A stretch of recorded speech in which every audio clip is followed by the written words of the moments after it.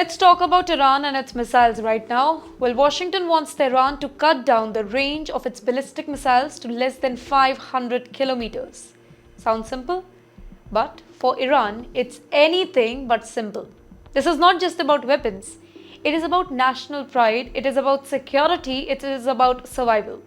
Iran's top security official, Ali Larijani, made it very clear. Let me quote what he said. Negotiations are fine, but only if they serve Iran's interest. So basically, Iran isn't against talking. But if the West comes with unrealistic demands like asking them to slash their missile range, Tehran won't budge.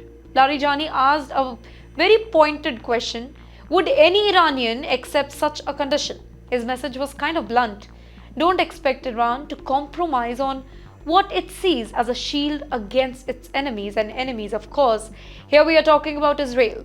Remember, this is not coming out of nowhere. Iran has been under decades of sanctions. The so-called snapback mechanism, where sanctions can quickly return if Iran is accused of violating agreements, is still hanging over Tehran's head. Iran says that it tried to resolve all these issues through dialogue, but Western countries keep on moving the goal post here and there. They promise something, then they back out, according to Iran. And here is where it gets really serious. Iran's missiles, well, they are not just a bargaining chip, right? They are the backbone of its defense strategy. In the meantime, government spokeswoman Fatima Mohajirani was even more direct. Now let me quote what she said. She said that we don't ask for permission from anybody to build our missiles, and we will never ever reduce them.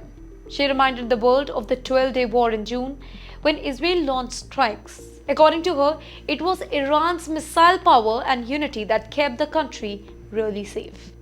Now let's put this into our perspective. If Iran agrees to cut its missile range below 500 kilometers, that would mean that it can no longer strike against the US bases in the Gulf or Israel. Now for Iran, that's like walking into a fight with hands tied. So when America says, cut your missiles, Iran hears, give up your only real defense. Larijani also accused the West of playing a double game here.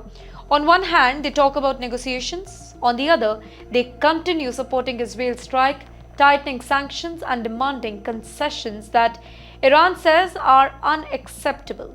And that's why Iran says that we are all ready for dialogue, but only if it's fair, rational, and comes with a guarantee. So, here's a real question, ladies and gentlemen. Should a country like Iran, surrounded by rivals, enemies, and under constant threat, be expected to give up their missile program? Tehran's answer is loud and clear. Absolutely not. So the standoff continues here. The US demands limit, Iran refuses, and in the middle of all this, well, the region watches nervously, knowing that this clash over missile is really a clash over power, survival, and who gets to call the shots in the Middle East.